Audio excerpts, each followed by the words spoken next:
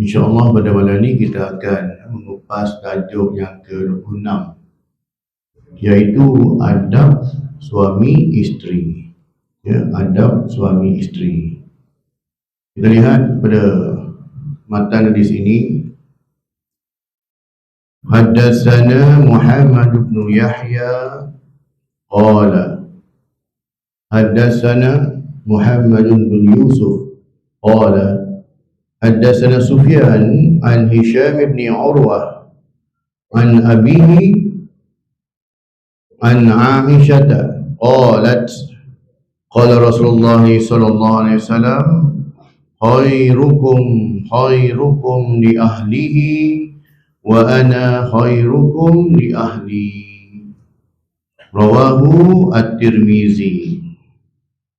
Maksudnya telah menceritakan kepada kami Muhammad bin Yahya, telah menceritakan kepada kami Muhammad bin Yusuf, telah menceritakan kepada kami Sufyan daripada Hisham bin Urwah daripada ayahnya, daripada Sayyidatina Aisyah radhiyallahu anha berkata, Rasulullah sallallahu alaihi wasallam bersabda, khairukum li ahlihi, sebaik-baik kamu adalah mereka yang paling baik terhadap ahli keluarganya. Wa ana khairukum li ahli, dan aku, yakni Nabi sallallahu alaihi wasallam, adalah orang yang paling baik terhadap ahli keluargaku. Hadis riwayat At-Tirmizi, hadis yang ke-3830. Hadis ini berstatus hadis sahih. Pengenalannya, kebahagiaan yang dikecapi oleh manusia yang terbit dari hati nurani tidak dapat diluahkan jika dia hidup bersendirian, tetapi harus dikongsi bersama pasangannya. Hubungan suci seorang lelaki dan wanita yang mukallaf melalui ikatan perkahwinan ini menggambarkan corak kehidupan sempurna yang diredai Allah Subhanahu wa taala dan yang dianjurkan oleh Rasulullah sallallahu alaihi wasallam. Rumah tangga yang dibina merupakan alam pertama yang boleh menentukan sejahtera atau tidaknya sesebuah masyarakat yang diwakili oleh individu-individu yang menyokongnya. Individu-individu ya, suami dan isteri lah. Seandainya suasana sesebuah rumah tangga itu aman dan kasih mengasihi, mawaddah warahmah, sakinah, mawaddah warahmah, kasih mengasihi antara satu dengan yang lain, maka insya-Allah akan tenteram dan sejahteralah masyarakat. Sebab tu hubungan suami isteri ini dia memerlukan kepada pengorbanan, kesefahaman, tolak ansur banyak tak? Jangan tolak aja, tolak beransur-ansur tak? Dalam masuk longkang kan? Suami tolak ansur kan? Dia tolak kawan ni ansur, dia tolak kawan ni ansur, berhubung jatuh kan? Tolak ansur ni saling fahami lah, give and take lah, ataupun win-win situation lah. Ini patut baca depan bakal pengantin tajuk ni tak? Ini semua dah jadi mak mentua dah ni kan? Dah bercucu semua dah kan? Tajuk ni patut dalam kursus perkahwinan ni baca ni. Dalil Al-Quran dan Al-Hadis dalam surah Ar-Rum ayat 21. A'udzubillahi minasyaitonirrajim. Wa min ayatihi an khalaqa lakum min anfusikum azwajan litaskunu ilaiha wa ja'ala bainakum mawaddatan wa rahmah. Inna fi dzalika laayatin liqaumin yatafakkarun. Maksudnya, dan di antara tanda-tanda kekuasaannya ialah dia menciptakan untukmu isteri-isteri dari jenismu sendiri supaya kamu cenderung dan merasa tenteram kepadanya, dan dijadikannya di antaramu rasa kasih dan sayang, mawaddah warahmah, Ya, sesungguhnya pada yang demikian itu benar-benar terdapat tanda-tanda bagi kaum yang berfikir. Ar-Rum ayat 21. Jadi kalau nak letak maksud ayat ni pada kad jemputan kahwin tu boleh lah. Tapi jangan letak ayat Qurannya. Ya, letak maksud tu boleh lah kan. Nak letak nak jemput tetamu datang, letaklah ayat ni. Maksud okey lah, ayat tu jangan letak. Ayat-ayat Quran lah, bismillah pun jangan letak tuan. Kadang-kadang orang letak dekat jemputan bismillah kan. Ya, dia tak tahu kat jemputan tu ya orang letak merata-rata kan. Bawa seat motor mana ada kat jemputan. Jadi hati-hatilah, tak perlulah. Maksud tak apa lagi. Berkenaan ini Rasulullah SAW menyatakan bahawa harta yang paling baik untuk dinafkahkan ialah kepada ahli keluarga. Daripada Sauban radhiyallahu anhu bahawa Rasulullah SAW bersabda yang bermaksud sebaik-baik dinar, yakni wang ataupun harta yang dinafkahkan seseorang ialah dinar yang dinafkahkan untuk keluarganya dan dinar yang dinafkahkan untuk ternakan tunggangannya, kenderaannya yang digunakan di jalan Allah Subhanahu wa taala, dan dinar yang dinafkahkan untuk para sahabatnya yang berjuang di jalan Allah Subhanahu wa taala. Hadis riwayat Muslim yang ke-994. Maksudnya, ya, untuk kita berbelanja kewangan yang pertama yang terbaiknya ialah kita nafkahkan pada keluarga kita. Ahli keluarga kita lah. Pastikan kelengkapan barang rumah, barang dapur semua cukup. Selesanya, anak-anak pun mudah nak belajar semua tak. Ini yang terbaik, kita cari rezeki. Yang keduanya, kita salurkan kepada kenderaan kita, servis lah. Kalau nak kereta lah, motor lah. Ya, jaga sebab kenderaan kita tu punca kita cari rezeki. Jadi kenalah jaga juga tak. Bukannya kalau naik unta tu cukup makan cukup minum lah. Tapi kalau naik kereta motor itu pastikanlah servisnya, minyak hitam semua tukar elok lah. Dan juga untuk para sahabat yang berjuang jalan Allah, kawan-kawan dia, belanja kawan-kawan kan, ya, yang mana sama-sama kerja tu, belanja minum, belanja makan kan. Ini antara yang terbaik lah, ya. Ini dia ada turutan dia tuan-tuan. Ya, pertama untuk keluarga, kedua untuk kenderaan kita, yang ketiga untuk kawan-kawan. Sebab apa? Nak jaga hubungan persahabatan, nak silaturahim dengan kawan-kawan. Bila kita susah nanti, diorang akan boleh bantu kita lah, kan? Dia boleh bantu kita lah, mudahkan urusan kita tak. Keterangannya, dalam hubungan rumah tangga, baik suami maupun isteri, mereka saling memerlukan antara satu sama lain. Suami tidak boleh bersikap ego dan perlu bertanggungjawab, kasih dan sayang kepada isteri. Manakala isteri juga tidak boleh bersifat ego dan perlu patuh dan taat kepada suami. Tak kira lah apa pangkat isterinya pun. Kadang-kadang mungkin isterinya pangkat lagi tinggi pada suami, gaji lagi besar pada suami tak? Maka di situ dia timbul perasaan ego, perasaan sombong, perasaan tidak setaraf. Jadi dia pandang suami dia pun lekeh. Kadang-kadang bila suami suruh buat sesuatu tu tak, awak buatlah sendiri, macam tak biasa lah pula, buat air je pun. Kalau suami minta masakkan, tak, saya tak lama nak masak lah hari ni. Tak, lagipun dalam perjanjian kita kahwin mana sebut saya kena masak, saya kena buat air untuk awak, saya kena basuh baju semua, nak ada tak? Kadang-kadang bujuk orang dia faham macam ni. Sebab tak ada dalam kontrak perkahwinan kan. Mana dalam kontrak perkahwinan sebut macam tu kan. Mana ada masak, basuh baju, jemur kain semua ni tak. Ya. Tapinya, ya, perkahwinan tadi kan menuntut kepada pengorbanan. Dan ya, macam mana rupa pun suami tetaplah, ya, orang kata apa, tetap di tempat yang tertinggi. Walaupun siapa pun suami kita tak, apa pun pekerjaan kita, kadang-kadang isterinya tu gaji lebih besar pada suami, tetap isteri tu di bawah suaminya.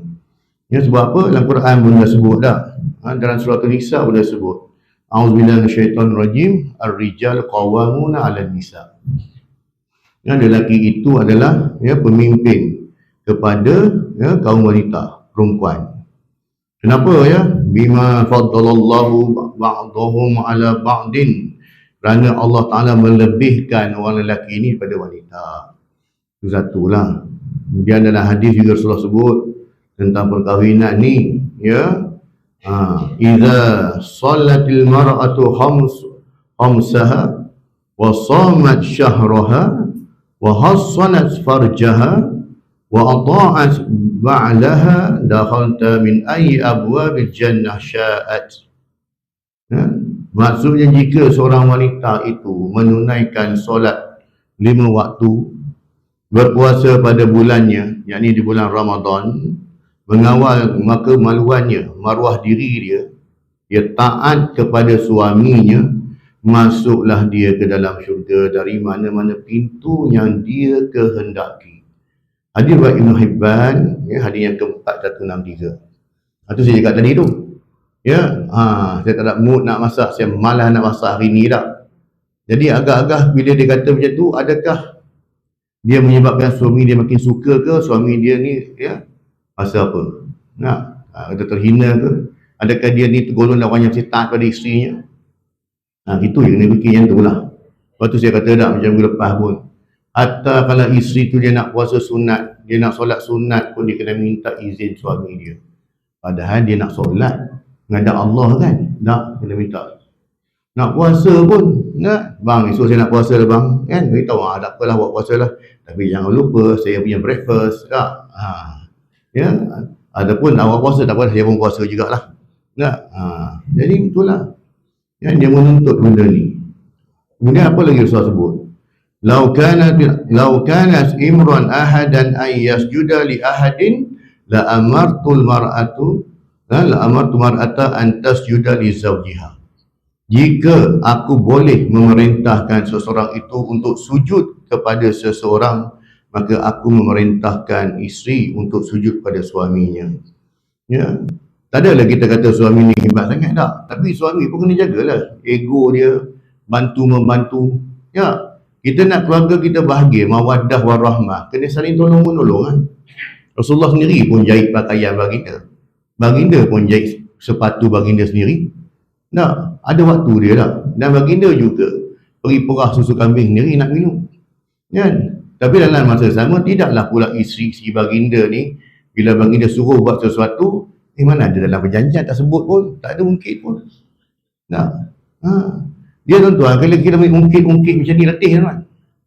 Kalau suami isteri dia mengungkit-ungkit, kan? Tak ada sebut pun benda ni, kan? Kena esok isteri dia kata, bang, saya tengok package cuti ke Langkawi, seronok lah bang. Jom kita pergi cuti bang. Ya, tak boleh. Mana adalah perjanjian? Betul tak? Tugas saya hanya bagi nafkah lahir kat awak dan kepulangan awak saja. Yang ni mana dalam perjanjian? Tak ada. Letih yang lain macam ni. Saling untuk ungkit-ungkit. Sebab tu nak kata mawaddah warahmah tadi, kena saling faham pengorbanan. Suami juga faham. Mungkin kata ada ketikanya, bang saya penat dah bang balik kerja, bang kita makan luar boleh bang? Okey, no problem tak? Tapi kalau macam ni, dia ni ungkit-ungkit perjanjian tak perjanjian. Ya, ni tanggungjawab awak. Ni bayar sewa rumah, bil api baik ni tanggungjawab awak, bukan saya. Ya. Kalau jadi macam tu, janganlah ngungkit kalau suami tak mampu nak beli tu nak beli ni tak. Kalau suami sama-sama tak. Sebab ada orang yang faham macam ni. Nah, dia faham. Ya, bukan tanggungjawab saya tak. Jadi mana datang mawaddah warahmah? Ya, mana datang mawaddah warahmah ni kita nak kata tadi tu. Nak rumah tangga yang bahagia. Tapi ada give and take lah. Bukanlah kita kata kuasa mutlak kepada suami, tapi tak adalah suami tu dia menggunakan haknya seperti mungkin tak. Selalu kena ingat yang tu kan, pesan. Ya, sebab kalau seorang isteri pun solehahnya bagaimanapun, kalau dia melukakan hati suami dia tak masuk syurga. Ya. Kalau suami mati kemudian, tak apalah juga, sebab isterinya mati dulu, paling kurang suami fikir balik tak, isteri aku dulu banyak salah dengan aku, tak apalah, aku ampunkan dosa aku, tak ada masalah, selamatlah isteri dia. Tapi kalau suami mati dulu macam mana? Tak sempat minta ampun, tak sempat minta maaf lah. Jadi tu, ya, kalau seorang anak perempuan itu tanggungjawab ayahnya sehingga dia menikah, maka bila dah nikah, jatuh pula pada suami dia. Suami dia lah yang akan menanggung bukan menanggung dosa dia. Suami dia bertanggungjawab mendidik isterinya. Selalu dibaca dalam khutbah nikah nak. Suami bertanggungjawab mendidik isterinya. Ya, buruk baik isteri dia itulah, dia terimalah. Ya. Lalu lagi tuan-tuan tentang taklik nak. Kadang-kadang lepas dia dekat nikah, dia baca lafaz taklik. Sekiranya saya meninggalkan ni selama 4 bulan Qamariah, tak bagi nafkah berturut-turut. Kan jatuh tu. Tu tak apa lagi lah sebab kita memang baca benda tu kan. Tapi kalau jadi suami yang jenis orang kata apa, saya tak benarkan awak keluar rumah, kalau awak keluar rumah ke pintu ni jatuh talak dah. Kan? Jatuh tu. Dia taklid ni dia terikat. Dan taklid ni tak boleh dibatalkan. Kena ingat sikit. Dulu zaman Covid ada suami tak benar isteri kan pergi cucuk lah. Tak benar kan pergi cucuk vaksin kan. Kalau awak pergi cucuk jatuh talak apa dah macam tu. Kan tak boleh. Tak cucuk kan. Kan? Jadi benda taklid ni benda yang tak boleh ditarik balik. Cuma dia bersyarat je. Cuma dia bersyarat sahaja. Buat baru jatuh. Tak buat tak jatuh. Tu kadang-kadang bila time gaduh ni nak marah ke suami ni, awak keluar pintu ni jatuh talak dah. Tak? Isteri pun tak keluar. Esok dah tengah baik-baik, esok dah mudah, dah baik, dah berdamai esok. Isteri tak boleh keluar pintu tu. Tak? Sebab dia terikat. Nak buat macam mana? Pecah buat pintu lain. Ya. Ini kes benar tuan. Ini kes benar ya. Bukan cerita drama sinetron. Nah, betul. Kan? Nah, tengah bergaduh tu bukan main lagi kan. Awak keluar ni jatuh talak dah. Bukan main lagi dah. Lalu bila dah baik dah balik rujuk, semua dah bukan rujuk, maksudnya dah berdamai, semua dah okey dah. Isteri tak boleh keluar pintu tu. Sebab dia keluar tu syarat dia. Kalau dia keluar dia jatuh. Buatlah pecahlah pintu sebelah, panggillah tukang, tutuplah pintu tu, tak? Ya. Macam-macam. Jadi jangan bagi tahu pada anak kita, dia dah faham. Mereka hanya faham bila sebut tentang penceraian ini hanya dalam bentuk melafazkan talak kan. Sebenarnya banyak orang dia tak sedar lafaz taklik. Terutamanya jadi suami ni, awak balik rumah mak ayah awak jatuh talak. Macam tu lah. Dia tak suka kat mak mentua dia, tak suka mak mentua dia kan. Waktu nak kahwin bukan main lagi kan. Macam ni kan. Awak balik ni. Benda tu tuan-tuan, dia tak boleh dibatalkan. Ya, taklik tak boleh batal. Tu dia. Jadi kena hati-hatilah ya. Kena berakal sikit. Jangan nak ikut nafsu. Marah punya hal, ini marah, tentunya marah ni kan. Nanti dulu sabar kejap. Ya, benda bukan buat main-main. Gitu dah. Jadi bila benda bercerai ni dah bukan benda boleh dianggap mudah kan. Kadang-kadang tak faham. Dia ingat yang terbuk taklid tu dalam bab yang dia baca tu lah. Tak bagi nafkah 3 bulan turut-turut kan. Ataupun dia ni mencederakan isteri dia ya. Dengan sengaja, dengan apa semua nak baru jatuh. Tak. Ya, kadang-kadang benda ni kadang suami ni demi cemburu terlebih pun. Ya, bila dia hafazkan begini maka jatuh. Jadi berhati-hati. Tu cakap tadi tu. Ya, dalam hubungan rumah tangga, baik suami maupun isteri, mereka saling memerlukan antara satu sama lain. Suami tidak boleh bersikap ego. Janganlah kita rasa kita hebat sangat pun. Ya, kita kena ingat kalau suami itu dia boleh cakap macam tu, kalau awak balik rumah mak ayah awak ni jatuh talak, dia kena fikir dosa memutuskan silaturahim tu lagi teruk. Tak cium bau syurga. La yadkhulul jannata al-qata'u. Tidak masuk syurga orang yang memutuskan silaturahim. Dia kena fikir sikit, lagi berat daripada yang dia dapat taklid tadi tu. Kena fikir sikit jangan ego tu lebih sangat. Ya, buat hubungan teruk macam mana pun mak mentua dia, dia tetap ayah mentua dan mak mentua sampai mati. Ya, dan itulah mak ayah kepada isteri dia. Jadi janganlah bersikap sampai macam tu. Ada orang macam tu, kata sial tengok. Dia cerita dekat kita ni kan, dengar je nak buat macam mana, balik cerita mengadu macam mana ustaz. Anak saya tak balik-balik pun sebab suami tak bagi balik. Duduk kat sana kan, duduk belah selatan sana tak balik-balik, raya semua tak balik. Apa nak tu? Nak minta doa je lah. Suruh doa. Tak tahu apa masalah tau. Ya? Dia nak gunakan kuasa penuh dia sebagai suami, tak apalah. Tapi dia kena fikirnya, kan? Memutuskan silaturahim, memutuskan hubungan ayah dengan anak itu lagi besar dosa dia ya. Ya, kadang-kadang sebab jahil lah. Faktor jahil itu satu hal lah. Ini, suami tidak boleh bersikap ego dan perlu bertanggungjawab, kasih dan sayang pada isteri. Dia cakap tadi, dalam bab keperluan isterinya itu bukan hanya sekadar nafkah batinnya itu bukan hanya dalam hubungan suami isteri, tetapi kasih dan sayang, gurau dan senda dah. Kalau Rasulullah sendiri dengan Sayyidatina Aisyah pun bergurau senda, minum daripada bekas air yang sama. Ada buat macam ni tuan, bau busuk mulut awak ni lah, nak minum sini pula ikut sunnah benda lah kan. Tak pernah try lah buat, Rasulullah buat. Rasulullah pernah dukung Sayyidatina Aisyah lah. Satu ketika seorang budak Sudan dia main alat muzik, dia main satu permainan yang mana orang duk berkumpul tengok, jadi Aisyah tak nampak. Jadi bila Sayyidatina Aisyah tak nampak tu, tengok macam tu, Rasulullah dukung, tengok, peluk dukung tu tengok, nampak? Nampak. Nak? Kan? Belum berlari tak ada suruh berlari, pergilah jogging, jalan-jalan sama-sama tak? Pergi window shopping ke jalan tak? Benda jadi. Kan? Kita di Malaysia mungkin susah lah nak jumpa suami isteri yang dah berumur jalan pegang tangan kan. Kalau kita tengok kat barat, kat negara Arab selamba je, tak adalah rasa apa tak. Kita kat sini rasa pelik atuk nenek berjalan pegang tangan, pelik tengok tak. Padahal benda tak ada apa pun. Cuma satu lagi saya nak beritahu tentang ibadah dah, kadang-kadang faktor berumur kadang-kadang suami ni tidur sama dengan suami lah kata tak, tidur sama dengan suami. Kadang-kadang isteri kata, saya ni tiap mana saya dah bangun tahajud, awak ni jangan ni lah. Jadinya atas izin suami, atas izin suami semua tu.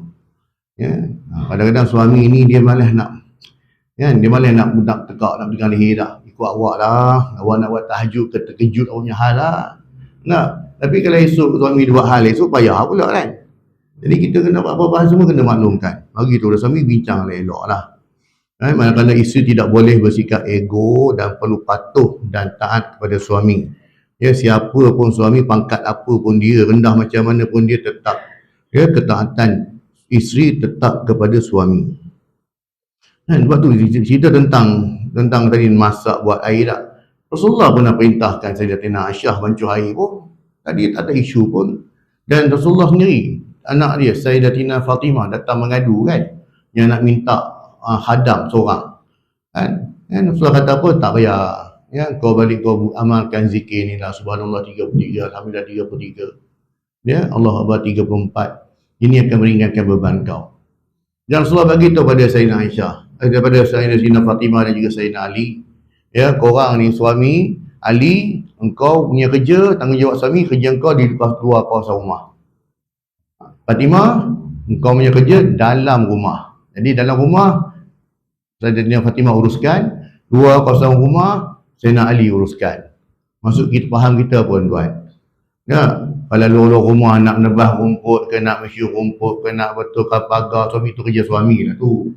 Takkan suami nak, isteri nak pikul mesyur rumput pula. Tak tengok kan. Sapu belakang tu macam kiah tu, dia tengah mesyur rumput. Tu suami buat apa? Suami buat apa tak? Tak kena lah. Jadi kerja dalam rumah ni isteri buat. Kerja dalam luar kawasan rumah mengemas tu suami buat. Jadi adalah timbal balik begitu tak? Ataupun mana-mana pekerjaan yang isteri tak boleh nak buat, nak minta tolong tak, makanya tolonglah. Dalam pandangan dalam Imam Malik mengatakan, kalau sekiranya isteri memerlukan pembantu, maka suami kena sediakan pembantu. Maksud pembantu tu apa? Kalau selama ni isteri basuh baju dengan tangan, belilah mesin basuh, betul tak? 16 kilo punya dah tahu, setiap malam, setiap hari basuh baju tu 2 bakul, cari 16 kilo punya. Kalau sama isteri ni kata susah lah bang, nak masak nasi kena pergi cari api, nak cari kayu api tak kan, nak kena tanak nasi bakar api dulu tak, belilah periuk nasi kan. Nak simpan ikan dalam tempat, belilah peti sejuk. Itu kata membantu, bukan suruh cari bibik seorang lagi tak. Cari bantu tu lah memudahkan urusan isteri. Basuh baju, mesin basuh. Masak nasi kan, ada periuk nasi. Sekarang lagi best, ada apa? Pressure cooker tak? Pressure cooker, ada hair fryer, ada, senang abang juga nak makan. Nak makan kentang bakar esok. Nak makan sosis apa semua tak? Mudah tak? Benda-benda macam ni memudahkan kerja isteri tak? Baguslah tu. Jadi bukan sekadar sebut pembantu tu hanya pembantu dalam bentuk manusiawi sahaja.